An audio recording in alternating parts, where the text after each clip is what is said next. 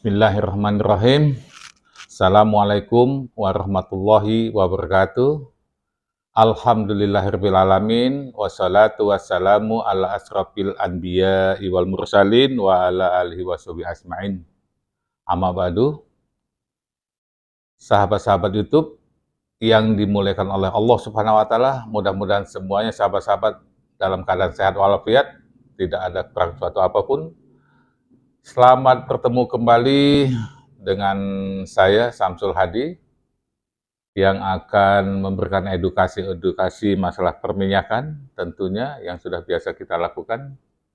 Namun sebelumnya, tentunya kita harus memanjatkan puji dan syukur kita dulu kehadiran Allah Subhanahu wa taala atas limpahan taufik karunia dan hidayahnya kepada kita, terutama kesehatan yang masih kita rasakan sampai saat ini.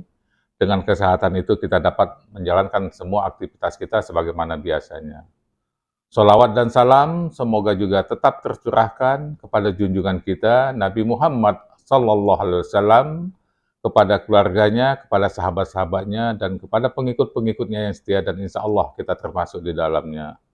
Allahumma salli ala Sayyidina Muhammad wa ala ali Sayyidina Muhammad. Sahabat-sahabat YouTube, kali ini saya ada satu judul yang akan saya sampaikan, yaitu masalah pompa ESP, Electric Submersible Pump. Apa masalahnya, sahabat-sahabat YouTube?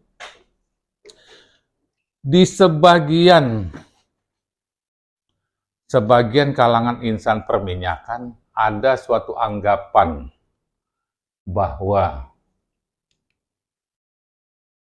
apabila gas yang ada di casing sumur pompa ESP diablas, nah ini diablas, atau diflarekan di lokasi, maka produksinya akan meningkat.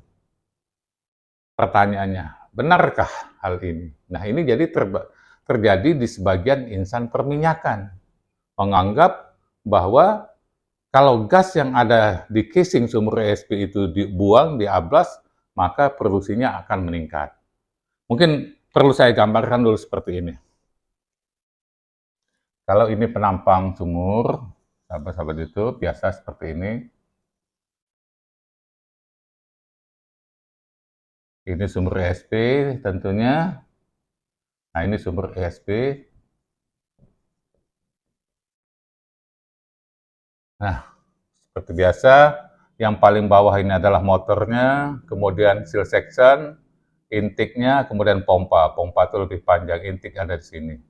Nah, kemudian ini kalau ke bawah, ini dari perforasinya seperti ini perforasinya, casing perforasinya, aliran dari reservoir, biasanya itu disebut PR, pressure reservoirnya menuju ke satu titik, namanya biasanya ini disebut dengan PWF, pressure well flowing. Nah, sahabat-sahabat YouTube, nah ini biasanya, ini yang lazimnya ini dikombinasikan. Antara casing dengan flow line ini dikombinasikan. Yang ini adalah hasil daripada pompa ESP, yang ini adalah casingnya. Biasanya ada palep sini, kemudian ada cek palep. Kemudian ada anggapan bahwa, nah ini biasanya saya jelaskan dulu, ini biasanya tekanannya lebih kurang 100 PSI tekanan flow line-nya. 100 PSI. Otomatis kalau seperti ini, tekanan casing akan menyesuaikan menjadi lebih kurang 100 juga. Apabila ada plumping, maka sewaktu-waktu tekanan 100 ini akan melebihi, sehingga dia bisa masuk ke flow line, bisa masuk ke sini. Nah, ada anggapan bahwa apabila tekanan 100 PSI ini diablas di lokasi, diflare-kan, nah ini diflare-kan, ini tentunya ada syarat, agak jauh ini tentunya, ini dibakar, ada api di sini, sehingga tekanan casing yang tadinya 100 PSI menjadi 0 PSI. Ya katakanlah 0 itu di sininya, tapi di sini 0 lebih sedikit, tapi kita anggap saja lah 0 tekanan casingnya. Nah, ada anggapan bahwa kalau ininya tekanan casing ini dinolkan, maka produksinya akan naik. Nah, sahabat-sahabat YouTube, apakah benar seperti itu? Nah, jadi saya ceritakan waktu saya masih dinas, terjadilah permintaan ini dari PI kita, petroleum engineer kita, minta dibuatkan land flaring. Nah, ini untuk sumber ESP ini diminta dibuatkan land flaring supaya diablas di lokasi. Tujuannya adalah bahwa kalau diablas, maka gas ini akan terbuang. Kalau gasnya terbuang, maka pompa ESP-nya akan bekerja dengan baik. Itu alasannya. Nah, kalau di sini ada level seperti ini misalkan dynamic fluid levelnya. Nah, jadi anggapannya kalau ini dinolkan dan dibakar, di-flaring kan, maka produksi akan naik. Nah, tapi waktu itu terjadi diskusi antara saya dengan petroleum engineer-nya. Saya bilang dari mana jalannya mau naik produksinya. Dibilang bahwa ada salah seorang engineer kita mengatakan bahwa saya sudah melakukan percobaan dan produksinya naik katanya. Nah, jadi dengan dinolkan ini produksinya akan naik. Tapi saya tidak percaya hal itu. Kenapa? Saya sempat sampaikan bahwa yang namanya produksi, kalau misalkan aliran di dalam reservoir ini, misalkan satu fasa itu kan biasa umumnya ada satu rumus PI sama dengan QO per PR min PWF. Pressure reservoir, pressure well flowing. Ini satu rumusan untuk aliran satu fasa. Ini satu fasa. Nah, apa yang bisa dilihat di sini? Kalau kita balik QO, itu sama dengan PI, tentunya dikali dengan PR min PWF. PI itu sudah kita dapatkan pada saat kita tes awal dan kita mengetahui PI-nya.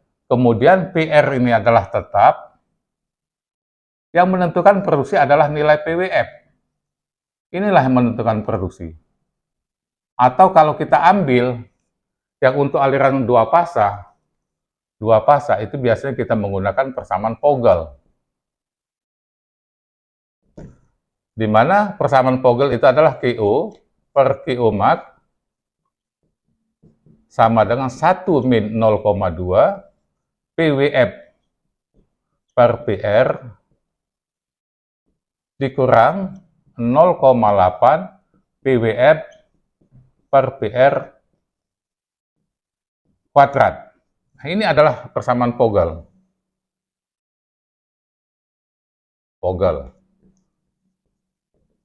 Dari dua persamaan ini, yang satu fasa maupun dua fasa, maka nilai QO itu tergantung kepada apa? Tergantung kepada nilai PWF. Qmax ini sudah kita dapatkan pada saat kita melakukan tes, kemudian kita hitung Q maksimumnya berapa dengan grafik IPR tentunya. Grafik IPR, inflow performance relationship, di mana di sini adalah PWF-nya, di sini adalah QO-nya, dan di sini adalah kita dapatkan Qmax. Nah, apabila Qmax ini dengan persamaan Vogel ini kita sudah mendapatkan grafik IPR ini, kita dapatkan Qmax-nya. Maka QO-nya di sini adalah Qo sama dengan Q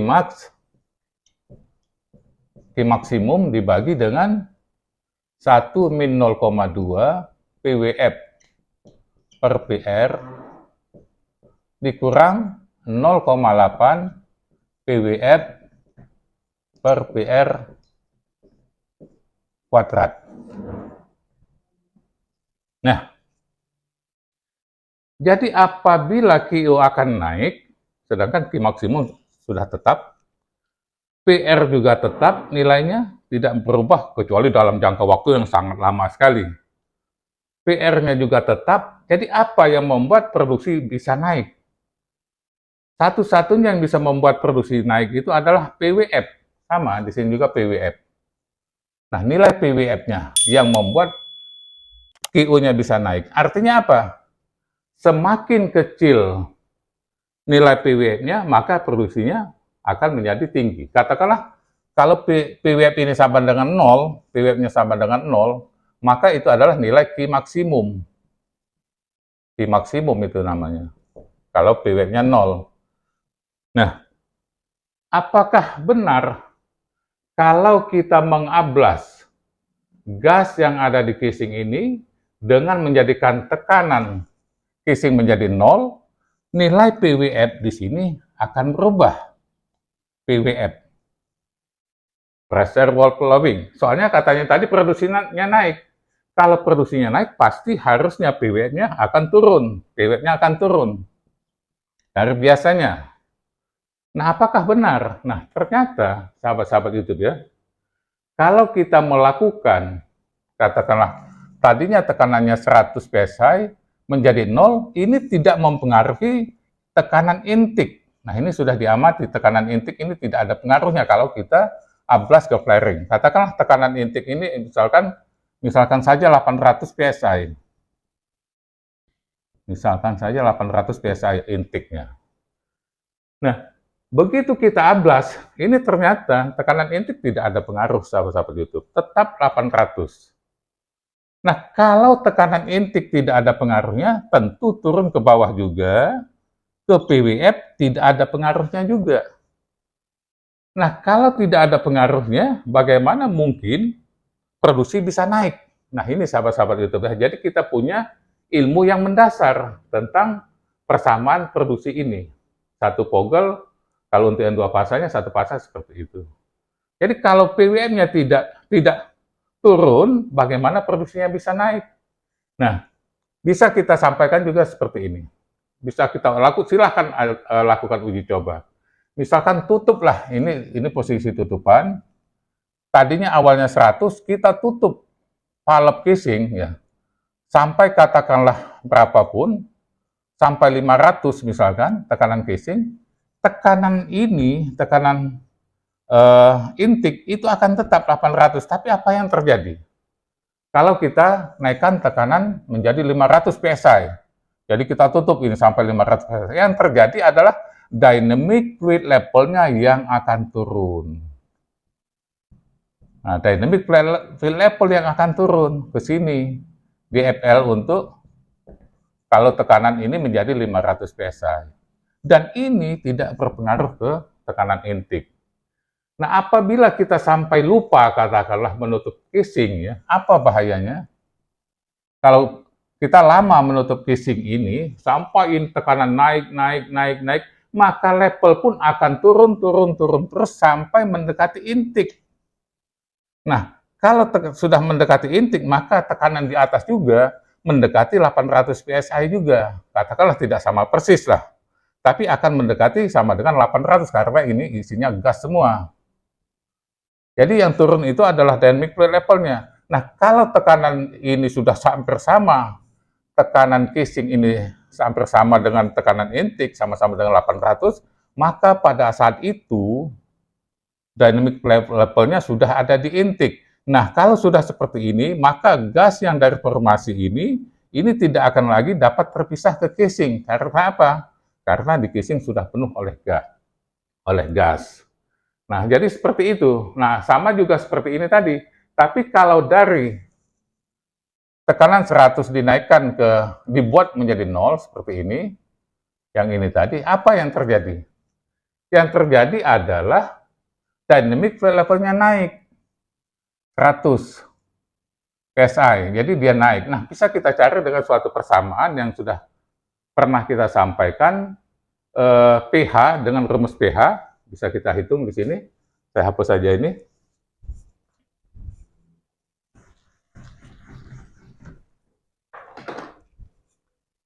pH itu sama dengan 0,052 dikali densitas dikali height. Dalam feet ini ppg, ini feet. Nah, pH-nya 100. Kita tadi ada perubahan 100 PSI. Ini 0,052. Dikali kita anggaplah ini air semualah, katakanlah sama dengan 8,33, anggap saja. Kemudian berapa H-nya? Nah, ini menjadi ini. Jadi H sama dengan tentunya 100 dibagi dengan 0,052 dikali 8,33 sama dengan berapa ini? 0,433 kalau nggak salah, kita pastikan dulu.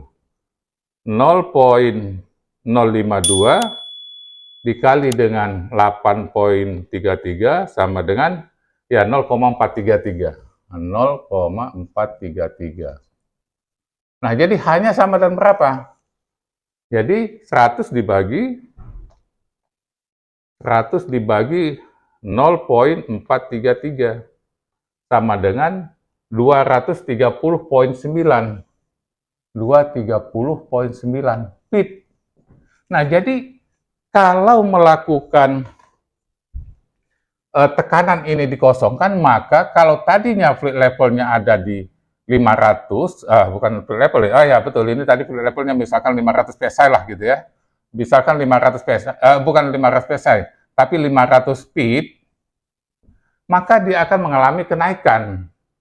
Kenaikannya berapa? 230 feet, atau 231 lah, 230,9 kan, 231. Maka kalau tadinya dynamic fluid levelnya di 500 feet misalkan, maka dengan dibuat 0, maka dynamic fluid levelnya akan naik di 731. Jadi dia akan naik ke sini. Ini yang akan terjadi. 731 feet.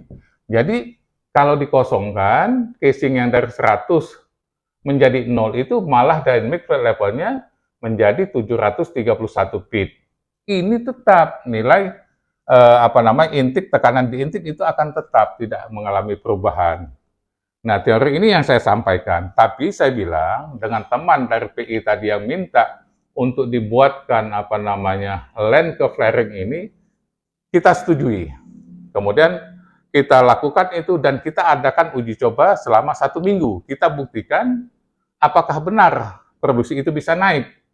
Tapi saya bilang menurut teori ini tidak akan bisa naik. Karena apa? Begitu diablas tidak akan mempengaruhi intake. Dan kalau intik tidak ada pengaruhnya, maka PWF juga tidak ada pengaruhnya. Akan tetap, produksi akan naik apabila PWF-nya yang turun. Nah, ini tidak ada pengaruhnya seperti ini. Oke, ini saya bilang ini adalah teorinya. Tapi kita buktikan. Jadi, waktu itu kita lakukan pemasangan land ini untuk ke flaring. Nah, kemudian setelah selesai, kita lakukan tes selama 1 minggu, sahabat-sahabat YouTube. Kita lakukan selama tes 1 minggu, kita bandingkan produksi sumur ini sebelum di flaring dengan setelah di flaring. Kemudian sahabat-sahabat YouTube, apa yang terjadi? Setelah kita lakukan uji coba selama 1 minggu itu, ternyata benar, tidak ada kenaikan produksi. Nah, ada teman yang mengatakan kenaikan produksi tadi mungkin saja ada pengaruh yang lain mungkin ya. Seperti itu. Jadi sesuai dengan teori ini tidak terjadi kenaikan produksi. Nah, tapi apa keuntungannya kalau kita mengablas mengablas casing ini dari 100 menjadi 0. Ada memang keuntungannya. Nah, ini keuntungannya adalah di tekanan tekanan flow line ini akan turun. Kenapa? Karena gasnya diablas. Nah, kalau untuk pipa datar ya, untuk pipa datar ini semakin rendah GLR, gas liquid ratio, maka beda tekanan dari P1, katakanlah dari sini ke P2, P2 misalkan ke SP, ini delta P-nya makin kecil apabila GLR-nya makin kecil. Jadi untuk pipa datar ini semakin banyak gas maka delta P-nya makin tinggi. Ini bisa kita lihat dari grafik. Nah, ini saya dapatkan juga dari buku Kermit and Brown ini. Nah, ini dari Kermit and Brown. Di sini banyak sekali grafik-grafiknya seperti ini. Nah, ini bisa kita lihat, ini untuk pipa horizontal. Horizontal seperti ini, jadi semakin tinggi GLR, nah kalau GLR-nya hanya 200 SCF per BBL seperti ini, maka delta P-nya makin kecil. Bisa kita lihat di sini. Tapi kalau semakin besar GLR-nya, 1000 GLR-nya, maka ininya semakin jauh. Jadi delta P-nya makin tinggi. Nah, itulah beda dengan pipa tegak. Nah, ini di sini juga sudah saya siapkan sebetulnya. Ini kalau penampang sumber SP-nya. OID yang saya jelaskan tadi. Ya, ini sama dengan yang saya jelaskan tadi. Nah, ya, tadi saya menyampaikan ini adalah Pogel. Qmax ini adalah produksi maksimum BBL per D per PSI. Salah ini. Qmax itu adalah produksi maksimum BBL per D, ini bukan PSI, nggak ada PSI-nya. PO, laju aliran produksi BBL per D, PR juga pressure reservoir, PSI, PWF adalah pressure well flowing. Ini. Nah, seperti ini. Oke, kita ini kan. Nah, ini sama dengan yang saya tunjukkan tadi ini. Nah, jadi semakin tinggi GLR, gas liquid rasionya, maka belda tekanan antara P1 dengan P2 ini semakin tinggi. Bisa kita lihat, ini adalah pressure. Nah, jadi kalau dia hanya 200, bedanya, nah ini kita hubungkan dengan jarak ini. Ini jaraknya berapa jauh ini. Jaraknya berapa jauh, misalkan kita ambil yang ini, yang 200 ya. Kita ambil 4, ini dia hanya di, ini adalah 200. Jadi kalau yang ini dia ada di 170 misalkan. Nah, kemudian 170, nah kalau ini panjang pipanya katakanlah 2000 feet lah misalkan. 2000 feet jadi di sini 2000 feet. Nah, sampai di sinilah katakan 20 kali 100 jadi 2000 di sini. Jadi 1600 ya. 1600 jadi dia ada di sini. Ini hanya berapa ini? Tuh, hanya 200 lebih kurang 260. Jadi selisihnya sedikit. Tapi kalau kita menggunakan yang ini 3000, ininya yang di sini ada di sini, kemudian kalau kita sampai di sini ini jauh sekali. Nah, makanya beda tekanannya jauh. Nah, jadi intinya apa sahabat-sahabat YouTube? Kalau gas ini kita buang di lokasi, maka tekanan ini akan turun. Bisa saja dia hanya 60 PSI, dia akan turun ini. Kalau gasnya diablas, bisa saja hanya 60 PSI. Nah, pengaruhnya ke situ. Nah, kalau tujuan kita untuk menurunkan tekanan flow line, betul ini bisa kita ablas saja seperti ini.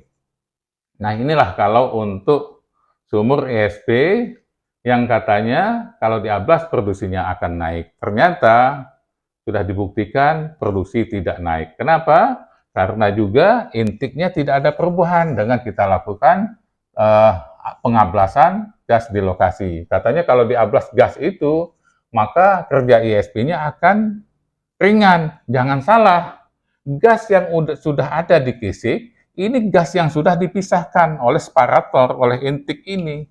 Di sini, gas yang ada di casing ini adalah hasil pemisahan separator ini, dimasukkan ke casing. Jadi, gas yang di casing ini tidak mempengaruhi lagi kinerja pompanya, seperti itu. Nah, jadi yang mempengaruhi itu adalah gas yang dari performasi sini masuk ke sini. Nah, kalau ini terlalu banyak dan kemampuan separatornya tidak memadai, maka betul banyak gas yang akan masuk ke pompa, tentunya seperti itu. Nah, jadi kesimpulannya sahabat-sahabat YouTube ya, dengan kita mengablas tekanan casing ke atmosfer, tekanan menjadi 0, tidak mempengaruhi produksi. Dan ini sudah kita buktikan dan secara teori juga tidak memungkinkan. Nah, itu sahabat-sahabat YouTube ya. Mudah-mudahan apa yang saya sampaikan ini dapat berguna bagi kita semua, bagi insan-insan perminyakan. Ini sudah kita buktikan dan saya juga sudah melakukan uji cobanya, tidak mempengaruhi produksi. Ya mudah-mudahan ini ada manfaatnya. Di lain waktu kita akan menyampaikan masalah-masalah yang lain lagi. Masih banyak judul-judul yang sudah kita siapkan. Tonton terus video di channel Samsul Hadi ini. Ya, baik sahabat-sahabat YouTube, itu yang dapat saya sampaikan. Terima kasih atas perhatiannya, terima kasih atas dukungannya dengan channel ini. Mudah-mudahan channel ini tetap akan berlanjut. Billahi taufiq wal hidayah. Wassalamualaikum warahmatullahi wabarakatuh.